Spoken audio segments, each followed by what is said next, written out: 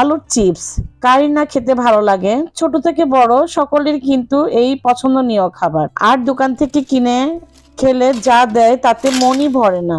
তাই ভাবলাম আপনাদের সাথে এই চিপসটি বানিয়ে দেখাই কম খরচে বেশি করে। তাই নিয়ে এলাম দোকানের কেনা টেস্টের চিপস, যা আপনারা সহজেই বানাতে পারবেন। না সিদ্ধ না রোদে শুকিয়ে। কিভাবে বানালাম তো চলুন দেখে নেই। আসসালামু আলাইকুম, আপনারা দেখছেন আইডিন হোম কিচেন। আজকে আমার রেসিপি পটেটো চিপস।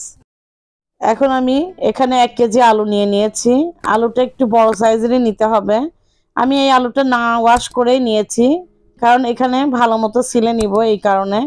আর দেখে বুঝতে পারছেন বড় বড় সাইজেরই আলু, তাহলে চিপসগুলোও কিন্তু বড় হবে। চেষ্টা করবেন বড় আলু নেওয়ার। এখন এটা সাইডে রেখে নিয়ে নিচ্ছি একটি বল, আর দিয়ে দিব এখানে পর্যাপ্ত পরিমাণ পানি। পর্যাপ্ত পরিমাণ পানি নিয়ে আমি সাইডে রেখে দিলাম। এখন এই আলুগুলা আমি আবারও নিয়ে নিলাম, আর একটু একটু করে সিলার দিয়ে ছিলে নেব। আপনাদের যদি বটি বা চাকু, যে যেমন কাটারি, যে যেমন যা দিয়ে পারেন ছিলে নিতে পারেন, কোনো সমস্যা নেই, ছিলার মধ্যেই কথা। এখন ভালো মতো আমি ছিলে নেব, কোনো সিল্কা যেন না থাকে চেষ্টা করবেন। আর এভাবে করে আমি সাথে সাথে পানির মধ্যে চুবিয়ে দেব। পানিটা এভাবে করে এই জন্য রেডি করে রাখতে হবে। এভাবে করে আমি ছিলবো আর পানির মধ্যে দিয়ে দিব। দেখুন এখন আমি এইটা পুরোপুরি ছিলে তারপরে পানিতে ওয়াশ করে দেখাচ্ছি। এখন আমি ওয়াশ করে নিয়েছি, দেখে বুঝতে পারছেন পানিটা কতটা সচ্ছল হয়েছে। এখন আমি এটার পানির উপরে এটা কিন্তু গ্রেট করতে হবে, আর আমি একটা গ্রেটার নিয়ে নিয়েছি। এই সাইডে আমি দিয়ে এই গ্রেটগুলো করে নেব আলুগুলা। আপনারা চাইলে বটি বা চাকু যেটা দিয়ে হোক, যে যেমন করতে পারেন করে নেবেন, কিন্তু গ্রেটার হলে সবচেয়ে ভালো হয়। আর এভাবে দেখুন লম্বা অবস্থায় কিন্তু এটা কাটতে হবে, এভাবে পাতালো বা ছোট করা যাবে না।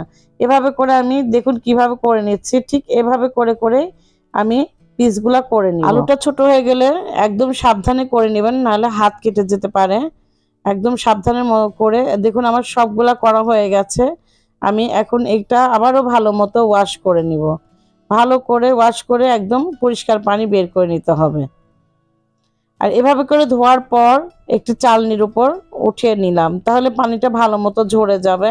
খুব সুন্দর করে পানিটা ঝরিয়ে নেব। নেওয়ার পর এখানে আমি একটি কিচেন টাওয়াল সরিয়ে নিয়েছি, আর একটি একটি করে আলুর চিপসগুলা এর উপর দিয়ে দিব। একদম ফ্যানের বাতাসে পানিটা শুকিয়ে নিব, পানি যেন একদমই না থাকে সে চেষ্টা থাকতে হবে। আর নিয়ে নিলাম একটি জার। এখানে আমি সেই সিক্রেট মশলাটি তৈরি করে নিব। নিয়ে নিচ্ছি 2 চামচ 4 চামচ মরিচ গুঁড়া, আর নিয়ে নিচ্ছি 1/2 চামচ লবণ, আর দিয়ে দিচ্ছি বিট লবণ 1/2 চামচ, দিয়ে দিচ্ছি 1 চামচ চিনি। এখানে দিয়ে দিলাম 1 চামচ চাট মশলা, আর দিয়ে দিচ্ছি এখানে সেই সিক্রেট মশলাটা তৈরি করার মেন উপকরণ, এখানে সাইট্রিক অ্যাসিড দিয়ে দিলাম 4 চামচের 4 ভাগের 1 ভাগ। দেখে বুঝতে পারছেন একদম সামান্য।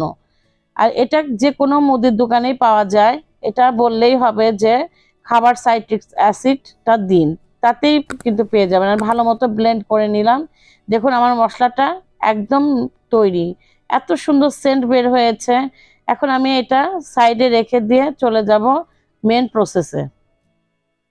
দেখুন আধা ঘন্টার মতো কিন্তু আমি ফ্যানের বাতাসে রেখে কিন্তু এটা খুব সুন্দরভাবে শুকিয়ে গিয়েছে। আর যদি না শুকে এভাবে করে টাওয়ালটা দিয়ে এভাবে করে তুলে নিলে কিন্তু আস্তে আস্তে শুকে যাবে। আমি চলে আসলাম চুলার কাছে, আর তেলটাকে আমি পর্যাপ্ত পরিমাণ গরম করে নিয়েছি, দেখে বুঝতে পাচ্ছেন। আর এইখানে আমি কিছুটা এই আলুর চিপস দিয়ে দিব। আর এই আলুর চিপসটা ভাজতে কিন্তু একটু সময় লাগবে, আর একটু সময় ধরে হাই হিটে ভেজে নিতে হবে। এখানে আমি একবারে কিছুটা দিয়ে ভেজে নিচ্ছি, উল্টে পাল্টে খুব সুন্দর করে ভাজতে হবে। দেখুন অনেকটাই কালার চলে এসেছে, আর এমনিতে কিন্তু ফুলকো ফুলকো হয়ে গেছে, দেখেই বুঝতে পারছেন। এটা ততক্ষণ পর্যন্ত ভাজতে হবে এর বুদবুদিটা তেলের যেন একদম নিমেষ হয়ে যায়, তাতে কিন্তু আপনার চিপসটা অনেক দিন সংরক্ষণ করে খেতে পারবেন। এই পর্যন্ত যদি আমার ভিডিওটি একটু ভালো লেগে থাকে তো অবশ্যই একটি লাইক এবং সাবস্ক্রাইব করে আমার পাশেই থাকবেন। এই আলু চিপসটা ভাজতে কিন্তু আমার 7 থেকে 8 মিনিট করেই লেগেছে। এভাবে করে আমি সবগুলা ভেজে তারপর দেখাচ্ছি। দেখুন কতটা না সুন্দর পারফেক্ট কালার চলে এসেছে। আমি এভাবে ছাঁকনির সাহায্যে উঠিয়ে নিব, তাহলে তেলটা একদম সুন্দরভাবে ঝরে পড়বে। সেম একইভাবে সময় ধরে আমি বাকিগুলা ভেজে আপনাদের দেখাবো। দেখুন আমার কিন্তু ভাজা অলরেডি শেষ। আমি এখন মেন উপকরণ সেই দোকানের ফ্লেভারটাই আমি এখানে অ্যাড করব। তার জন্য নিয়ে নিলাম একটি বল। আর শব্দ শুনে বুঝতে পাচ্ছেন কতটা ক্রিস্পি হয়েছে। এটা আমি গরম অবস্থাতেই কিন্তু মশলাগুলো দিয়ে দিলাম।